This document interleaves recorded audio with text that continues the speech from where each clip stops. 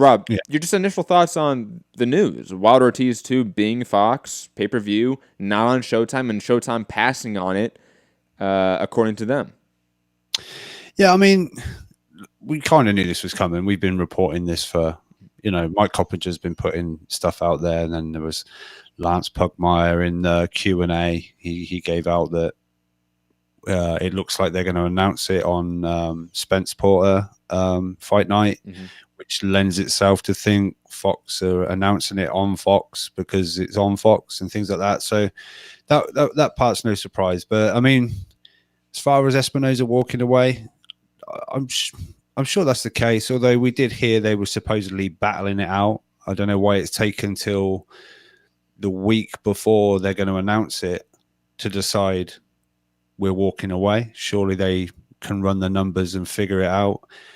I mean, I know Legendary Boxer's going to love this, but maybe it is understandable if Eddie Hearn today quoted as saying that Fox are going to be $10 million in the hole for putting this fight on. And then Stephen Espinosa, that's great business. Then although you'd love to keep Wilder, you'd love to keep putting Wilder fights on. As you've said in like interviews, you've had him from almost like Showbox through to now. But that's not good business if you're going to lose potentially $10 million on it. Maybe it's not, I'm sure Eddie Hearn's maybe overdoing that, but didn't the boxing scene article say industry insiders suggest that this is going to do less than Wilder Fury? Yes. Less numbers, even though it's on Fox. Yeah. So is it going to be sub 300? I don't know. Always pay-per-view guesses are always, I don't know, shot in the dark usually. Yeah, so there's a range usually we can guess from, but that still is a range. Yeah. There's a significant range usually in what it is. But quickly, just want to add briefly. Espinosa did say that what Eddie said in the, I think it was a Boxing Social interview, or was it IFL? IFL. Or is this from the Benson put out? Because he was also talking to TalkSport that Eddie had said. Okay, either Benson, Social, IFL, one of you three. You guys all are with Eddie. You guys know what the deal is. Espinosa did say that wasn't true. I just want to point that out just to give all the takes on this information. The 10 million, the fact that Showtime won't be working PPC anymore, that sort of stuff that Eddie Hearn alluded to in that interview. Espinosa did say that wasn't true. And although he did like it. But he again, I don't know if he understands what the like button means. It's like the fucking gif from Princess Bride. I don't know if you know what that word means. But digressing, I think, largely speaking, right now, everyone cannot be trusted in what they're saying because they're in damage control mode. Like, in essence, Espinosa is, I would assume, and when we do hear from Wilder and his team, and they get asked about this, it's going to be framed in a political manner, of course, because I don't know if that threat, which I do believe was legitimate via the Lance Pugmire Q&A that we heard of via the source from Showtime, saying that if the Wilder Ortiz fight did go to Fox, PBC would be looking for another network, but they already have one. I believe that threat was made. I don't think they're ready to stand by that threat. I think they're waiting to see what this year does, how it pans out, and maybe see what that third fight is. If somehow, let's say, spitballing here, right? But let's say if Heyman gives them Leo versus Gary Russell for that third fight in December, does that appease Showtime enough to continue the deal going on in 2020? You know what I mean? Like, there are certain fights I think that PBC and Heyman could give to Showtime for that third championship fight that would maybe appease this rift. Because to say that there isn't a rift, guys, it's just ignorant at this point in time. How could there not be? And to be honest, Espinosa coming out and saying that it's because of money, basically alluding to that, of course, but alluding that it is money being the reason that they didn't want to take this fight and the risk involved with it, you can tell that you can tell there is some tension there at some point. And I don't think they're ready to fully cancel this relationship because obviously they have more fights lined up. But what is how much more is left of the deal? When was the new deal? the new deal was signed last year. I don't know how long that deal was. I don't know if there's so whether they can actually just say we don't want your fights. You're like contractually obliged to put on PBC cards. Maybe I don't know, or whether they can actually pull the plug on it. But I don't think like I say, this news doesn't make me think, oh, Showtime boxing is dead. It's that's it. They're going to flick the switch and no more boxing. Of course, they're going to still do it. But you've got to wonder what a relationship is. I know Stephen Espinosa's out there saying there's no rift, there's no this and that. But what do you want him to say? That fuck Al Heyman, fuck this, fuck this. Yeah, he can't say that. But also, to your point about like what do they do next, or what does Showtime do next? Showtime Boxing specifically, because obviously they're not getting the big marquee fights they were accustomed to just a year ago. So how do they evolve their model in this new climate? Because I don't know if this gets remedied. I don't know if they start getting big fights consistently in 2020. I don't know if that's the case. The two fights that they have on deck this year for PBC fights, because the Shields fight isn't a PBC fight, is the Lubin card with Robert Easter versus Granados as the co-main event, and the Jamal Charlo Dennis Hogan fight on December 7th. That's it. And I think we can all agree that none of those fights are really marquee in any way. And if you do, then maybe you're just too biased here and you don't really belong in this conversation. Yeah, I mean, yeah, it's difficult because it seems to be a big migration over to Fox, and I understand it. If you're the fighter, you want the biggest exposure. You're getting, I don't know, depends who you are, but there seems to be regular pay-per-view money, and your name is potentially becoming almost household, in certain.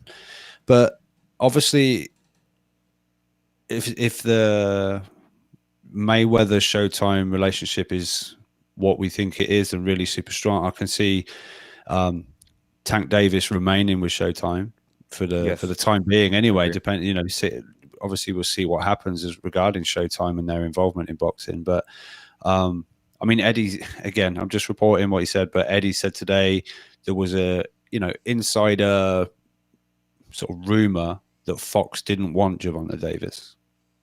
Initially, so I don't know quite what that means or why, but Eddie said to Coogan that's some kind of like industry insider. That was the gossip, that was the rumor. So I don't quite get where that's come from or why that's a thing. But Eddie did say that. I'm just because he fought on he didn't fight on the Fox portion of this card, but he fought on the Mayweather McGregor card, and that was a Fox co-network card, right? Am I wrong on that? Maybe that was Showtime, no? Well, no, because there was a Fox prelim, right? Mayweather McGregor, because of the UFC side. Remember, it was Showtime and Fox. It was a Showtime and Fox co-network. Tank was like part of the pay-per-view portion, right? That would agreed, but I still think Fox would have some dealing with him. They had to promote the pay-per-view card that included Davis. You know what I mean? Like it. Yeah, maybe. It's not like Davis has never been around Fox boxing. He has. It may not be directly. Yeah. You know what I mean? I'm just saying like there's some history. I don't know. Like I said, I was just putting it out there what he said, just so people, if they haven't seen it, that was on the IFL interview. But I don't find that to make sense because Gervonta Davis is one of the bigger draws on PBC. Like he's one of their top 10 guys. You wonder if Mayweather was to say, "Cheers, Stephen, but I want Gervonta to get the biggest exposure he can, so we're taking him over to Fox." Is that like the double kick in the proverbial lower half? Well, if these names are Fox fighters, Wilder, Broner, and Davis, then we can have that conversation. Yeah. But I mean? those are the three names specifically that Showtime has built their model around in the last couple of years. Yeah, so I don't know, but quickly going back to like the money that's going to have to sort of generate from this fight. Remember, Ortiz turned down. He told you, Matt, he was going to expose Team Ortiz, and well, he didn't tell me. Oh, you mean Eddie? Eddie. Eddie, Oh, okay. when you spoke to Eddie, what did he say? He's gonna. I can't remember the exact quote, but he told you basically he's gonna let it all come Yeah, Eddie out. says. So he did, and we've had Ortiz team confirming the numbers. So what was it 7-8 million? I think it was like 7. 7. So to walk away from a Joshua fight for 7 because he's promised the Wilder fight. So is he still getting 7? And obviously Wilder's going to want, his big. There was the 20 offered for the Brazil fight on DAZN. Showtime managed to, pay all that to keep him happy for Showtime, and now gone over to Fox. So Fox has got to find this money as well. I don't know, but obviously now they're not doing the Wilder thing. There's money in the budget, so Showtime has still got some fights to put on. But like you said, it's not really the marquee. It's not the Showtime with the great production, the analysts and the panel, which is sort of highly regarded, I guess, within the industry, but they're not covering huge events, and that's what people have come to expect from Showtime, right? So I don't know. Think about the biggest PBC fights this year. Other than one, they've all been Fox fights. Except, Pacquiao Broner was also this year. I thought it was last year. 2, except for 2, they've all been Fox fights. We've had Wilder Brazil on Showtime and Pacquiao Broner be a Showtime pay-per-view. Other than that, the Showtime schedule hasn't been great in terms of marquee fights, and Fox has grabbed all the big names. Why do you think CBS haven't kind of stepped up and helped out with this? Are they not sort of, do you know what I mean? Aren't they like the owner of Showtime or something? A big powerhouse. So, from what I remember, the original head of CBS, I'm trying to remember his name, but they got fired for misconduct, right? They were caught up, I believe, in the whole Me Too movement. And that person was the big boxing person on CBS. So when they left, it felt like, I think, for a lot of people, when they sort of noticed it, that the lack of drive for boxing from CBS, because there was no longer that person within CBS that was pushing for this sport, to be honest. I believe that's how it went. I forget the exact particulars, but I believe that's why there was this lack of push from CBS after there was a start of it. I mean, let's not forget, there was CBS fights, and it seemed like we were heading in the direction of, the big fights were going to CBS, and the rest of the fights would be on Showtime, and that never happened. And that coincided with this removal. I believe it was, who was the person's name? Someone in the chat might remember, but I forget the person's name at CBS. But when they got removed from CBS, that stopped. And I think also you saw Heyman and co. looked, who else was going to provide us money, because we need cash flow, so to speak. And Showtime isn't enough. But to that point, because Aficionados, Evan, good friend of the show, he alluded that 2 narratives would sort of spring up from this. And one of them would be the dominant narrative going forward. And one of those narratives was that Heyman planned this out, so to speak. That Heyman sort of foresaw, in a way, that's a little bit hyperbolic term, but he could sort of see that the market was shifting, and he realized that Showtime was going to go the way of HBO, and that's why he went to Fox, and that's why he went so hard in terms of putting all of his content and fighters onto the Fox brand and platform. Do you think there was because I don't go as far as that, but do you think there was a thoughtful, intentful approach in the prioritizing of Fox, or did it just happen organically that we got to this point? I don't know. Part of me feels like this is And quickly, very, very quickly, guys in the chat, everyone remind me, Les Moonves, whatever that person's name is. Yes, that was the person. Thank you, guys. Oh, okay. I'm not going to try to pronounce that last name again. Moons. I don't know. I don't know. Part of me feels like because look, all I hear is Al Heyman is like the smartest guy on the planet. Like, Clearly that's is. I mean, he's been part of the biggest fights in the sport. yeah. So like, a real switched on guy. So is this all completely deliberate and a plan? Like almost a reaction to DAZN coming in, obviously having to make a splash with huge money. And on top of that, ESPN jumping back into the Yeah. fold, HBO leaving, like that all happened at the same time, guys. That was a lot of movement. I just want to again set the table. Continue. Yeah, look, I remember at the time, like obviously, Eddie doing a bunch of videos. Even Aaron was joining in, kind of saying HBO is going to be gone, and it did. And then they turned and said it's Showtime, and I ain't saying it's gone, but you're not going to say Showtime looks in complete tip-top health right now. But Al has sort of made a counter sort of plan B almost, but his plan B has very quickly become plan A, and Showtime have become plan B in sort of in my eyes. I'm not saying this is 100. I'm not doing the DAZN thing, but there's, like you said, there's a timing thing where this is all kind of meshed together because Eddie Hearn, I got $1 billion to come out and do this, $1 billion deal, and it was all the $1 billion this, $1 billion that. And just to remind everyone, Al Heyman PBC announced, this Fox deal worth, hundreds. What was it, 120 million or something? I can't. It was a lot. It's a lot. I don't want to say it's that much. And Showtime extended for another amount, and it was like almost like a counter, like a counter left hook or something. Like all right, you've got that money, but we're good. Remember at that time when the DAZN deal hit, I was out there screaming at the top of my lungs, "Go out there and get a war chest!" Like DAZN, Eddie just grabbed a war chest. Everyone else has to grab a war chest. And at that same time, top-ranking ESPN re-upped their deal, and it was a mega deal from what we heard. And on top of that, like you said, PBC got the Fox deal, and then they re-upped and increased their Showtime deal extremely from what we heard, like by 2 or 3 times the amount. So it seemed like this huge explosion in funding and networks. But sorry, I cut you off. My bad.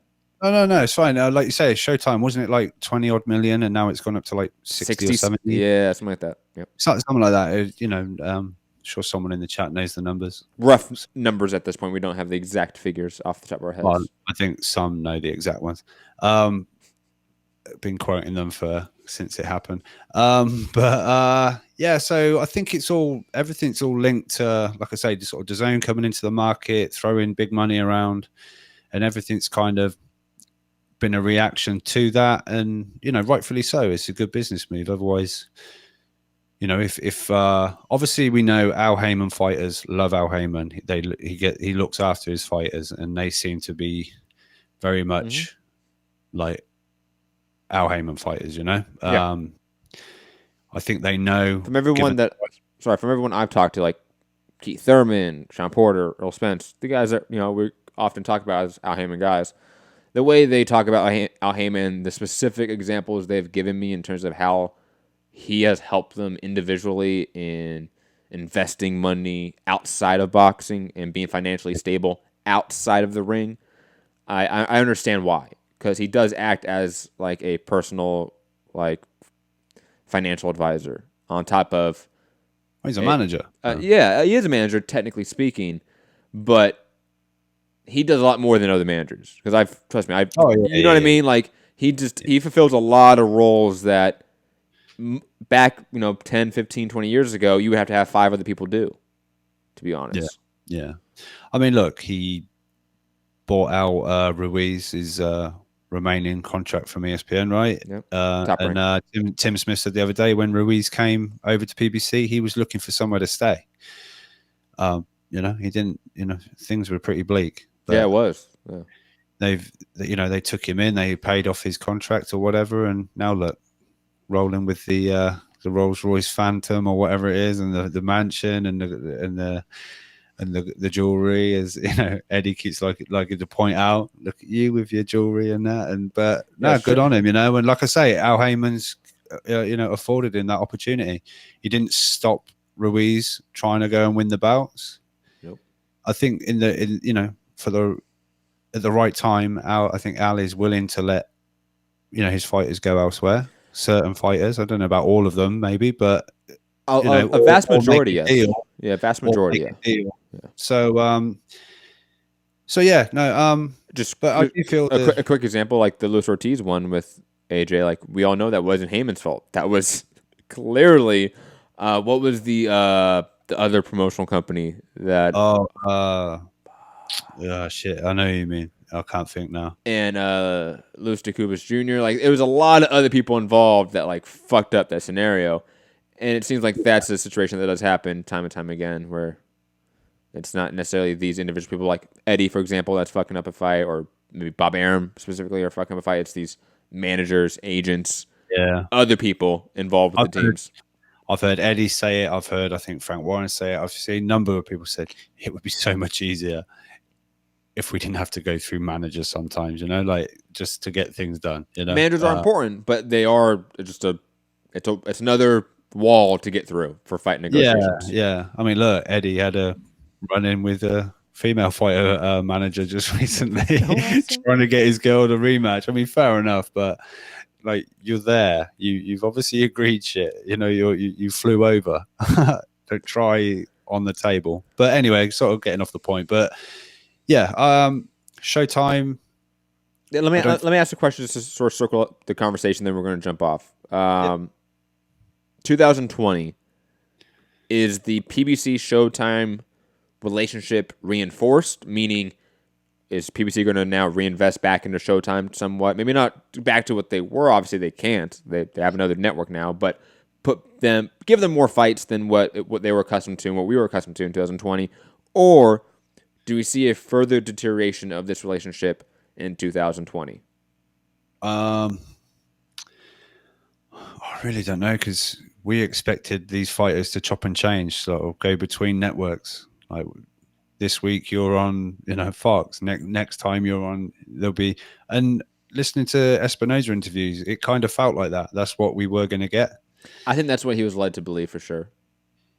Yeah, I mean, I'm pretty sure I heard an interview. Where was it on? Oh shit, I can't think now. But he seemed to think Pacquiao was a Showtime fighter. Like Pacquiao signing to Al meant he was definitely a Showtime fighter. And Espinoza thought that. yes, I'm pretty sure. I'll have to try and find that just to check. But Because I didn't hear you. I thought you said Eddie said. I just assumed that's what I know, Stephen. Maybe I did. I probably did. I just say it a lot. It's just the catchphrase. Well, Eddie said. Usually followed by I'm just saying what he said. But yeah, I'm pretty sure Stephen Espinoza was under the impression that Pacquiao was a Showtime fighter and he would be. Don't worry, I'm still here. I don't know why my camera turned off. Don't worry. I don't know either, but it kind of put me off. But don't worry, I'm still here, baby. Don't worry. As far as 2020, I really don't know. I think. Come on, don't sit on the fence here, Fugatti. Okay. It makes no sense in my mind for these guys that have gone over to Fox and got this great push, these great numbers, this, that, and the other, to then go back to the smaller network and lose what they've gained in a way by fighting on that network. So for me, Showtime will still be in boxing, but they'll be getting the likes of although I think the Lubin fight might be an eliminator. So maybe once he does get the championship fight, that will be on Fox. We invested in Lubin knowing he was going to get the big fight. And there he goes. But yeah, so I think that Showtime will remain doing the less marquee, the not so big fights. Personally, I hope Showtime still do a lot of the Showbox cards. We this year we've had a lot of next gen. Now I know a lot of people have said Saturday night fights have been a bit lackluster, and I agree they haven't been up to scratch. But giving the young talent that chance as well, getting TV experience, bigger shows for where they would maybe be on smaller shows, but getting that attention. I like the next gen, just like that's the idea behind Showbox, right? Yeah. So I hope they do a lot more of those. But yeah, I do see Showtime getting the sort of the crumbs of Fox's plate. I agree. I will say I agree with basically how you put it. Like, how do you see what Fox has been producing for you and the advantages it provides for you, and then want to go back to Showtime? Even though Showtime has the better production team, production quality, etc., but Fox is more people, more access, bigger marketing budget, clearly, bigger marketing imprint as well in the sports entertainment industry. That's a huge part. Showtime's ability to market and just their presence in the marketing space is very limited compared to Fox. So I don't know how you stop that. And to answer my other question I asked you about, is it organic what we have, the situation we have, or was it intended? Was this a planned maneuver by Heyman to invest into Fox and have Fox reinvest into PBC because that's who he's going to attach himself to long term, not Showtime? No, I don't think that's the case. I think this really did happen organically, and in large part for the reasons we brought up. Think about all the dominoes that hit really one after another, Rob. That to me was the reaction to that was getting Fox, getting that war chest, which was an organic reaction. I don't think that was a planned, intensive move to get rid of Showtime. It was an organic reaction to their market all of a sudden shifting.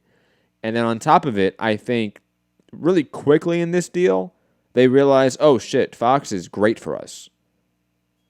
We're going to make these two networks bid for everything. And guess what? Fox is going to win on all the biggest fights because they're the bigger network. And we're not the bad guys anymore if you're Heyman and PBC. We're just making them bid. It's capitalism, guys. And Heyman's a capitalist. So that's how he's going to run. And again, I think quickly it organically happened of, oh shit, Fox is now our priority. Because look at what they produced for us within a month, within 2 months, within 3 months. Holy shit. We thought the Spence Garcia fight was kind of going to be a dud, but it did gangbuster numbers. Wow. How can we turn this down? And then we saw that snowball continuing to roll downhill and continue to gain mass. In 2020, I think that snowball is going to continue rolling downhill. I think it's really hard to stop. It's going to take another seismic shift in the market for them to run back to Showtime and put on, Thurman fights on Showtime, put on Spence fights on Showtime, put on consistent Wilder fights on Showtime. No, these fights are all going to be bid up until they just get bid out of the market. They get outbid until they can no longer really compete, in my opinion.